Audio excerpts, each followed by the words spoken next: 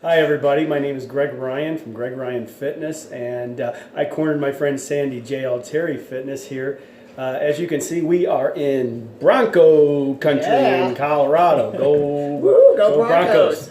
Today I want to talk a little bit about a book that I wrote. Sandy has no clue what we're going to be talking about. So, but what I like to do is I like to pick a topic kind of out of my hat and talk about it. And I wrote this book a couple years ago, 15 years ago, called Rich Trainer, Poor Trainer. And it kind of goes off the book, Rich Dad, Poor Dad, and the philosophies that it had to do with. But it was how I made $1 million by the time I was about 24 years old. And it had to do with a lot of little principles.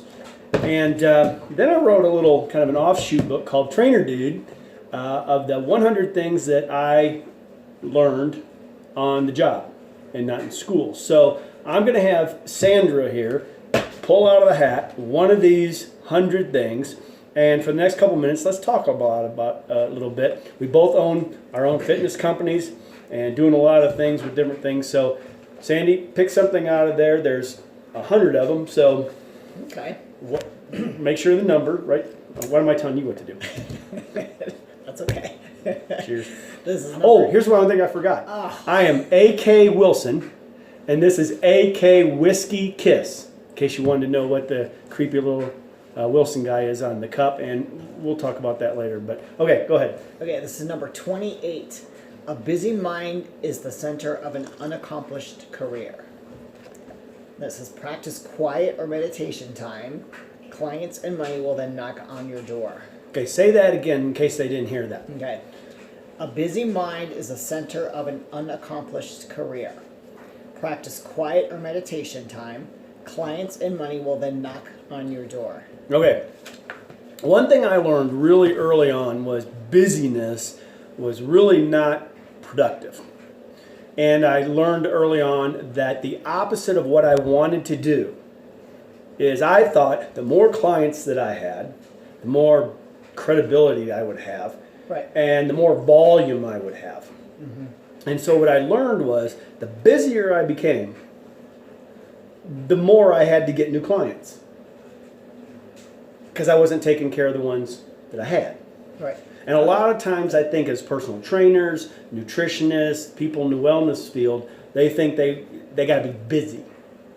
And busy-mindedness, busy productivity can really be a detriment. Right. So my thing began was, okay, how can I make more money in as little space as possible? So I have like a 2,000 square foot little facility with a treadmill and a couple, dumbbells and stuff like that. How could I make more money there than in some big facility? Now here's a statistic. You know that health clubs that are under 10,000 square feet make more money per square foot than facilities that are over 10,000 square feet. Wow, it's amazing. Because they're more simple. Exactly. But that's the opposite of what you and I wanted to do, right? Right. Oh yeah. Tell us a little bit about that. Do you ever have an experience in that busier you thought? Yeah, and then you're burned out after a couple months. That's true. Mm-hmm. I mean, you just get toast. You do. Your body goes, I mean, it's like it hits the brakes. Yeah, you hit the wall. Yeah, and you and I are at a point in our career, we're in our 50s, and we're looking at exit strategies for what we have. So what was what was that, number 28? Number 28. It says practice quiet or meditation time. Mm-hmm. Clients and money will then knock at your door. That's kind of hard for some people to grasp. Right. Oh, they're just going to knock at my door. You mean that I don't have to spend outside advertisement money? Here's what I meant by that. When you practice some meditation time in the morning, you give your first fruit, so to speak, to yourself every morning. Instead of going out of the house, headed to the gym, I'm late for my first client. If you give yourself a little bit of quiet time, there's something interesting that happened to me when that happened. I always thought I had to be busy. But if I quieted my mind right at the beginning, for some reason, I'm sitting at the coffee shop that day and I hear somebody talking about exercise. It was almost like my clients started coming to me. Right. Mm-hmm. I always thought I had to go out there and get them. I always thought, okay, I got to go out there. But a lot of times if we can quiet and practice quiet time, there's that old saying, the silence is deafening. Most people can't do that. They have to rush right out and do everything. Right, So right. for that, it was like a busy mind is the center of an unaccomplished career. And the busier we are doesn't mean the more successful we are. Exactly. I'm at a point now where I'm going, how can I make more money working less?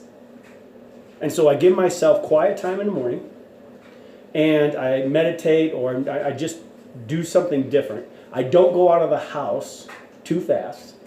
I try to pre-plan my meals, whatever that is. And for some reason, my clients are there when they're supposed to be there. Sure. Have you ever experienced that? I have. So, but anyway, I just wanted to share that with you. We might be doing this every so often. Gosh knows, there's 100 of these puppies. We got a lot of videos to make.